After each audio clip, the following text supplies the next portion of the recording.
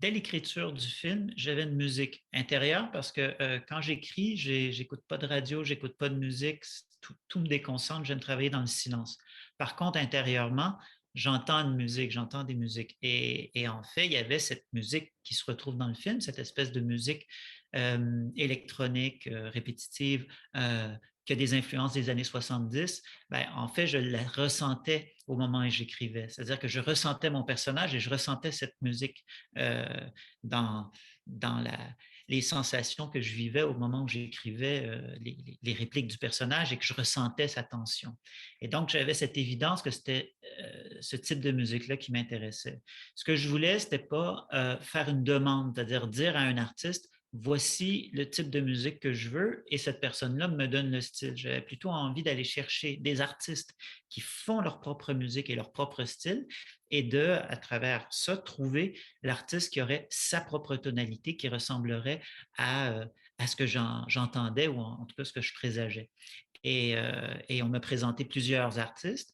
Et Irène Drezel, qui a composé la musique du film, c'était sa première musique de film. En fait, elle n'avait pas fait de musique de film avant, mais ça ne me dérangeait pas. Moi, ce qui m'intéressait, c'est plutôt sa tonalité, sa texture sonore et son univers. Et la seule chose qu'on a changé, c'est qu'elle fait des concerts de musique électronique en salle et qu'elle a ce qu'on appelle un kick, c'est-à-dire c'est le poum, poum, poum, parce qu'elle fait de la musique électronique dansante. Moi, j'écoutais en dessous de ce poum poum et il y avait ce que je cherchais. Tout ce que je lui ai dit, moi, ce qui m'intéresse, c'est ce qui est en dessous du kick. Et donc, on a commencé à travailler comme ça. Au moment où on a fait le montage, je n'ai pas mis de musique. J'avais envie, au moment où on faisait le montage, qu'il n'y ait pas de musique et que ce soit le rythme du personnage. Je voulais trouver le rythme du personnage. Je ne voulais pas que la musique soit une béquille qui vient nous donner un rythme sur lequel nous on se cale. C'était à la musique de se caler sur le rythme du film. Donc, tout le film a été monté sans musique. Et après ça, on a commencé à travailler avec Irène, qui est venue placer sa musique sur le montage.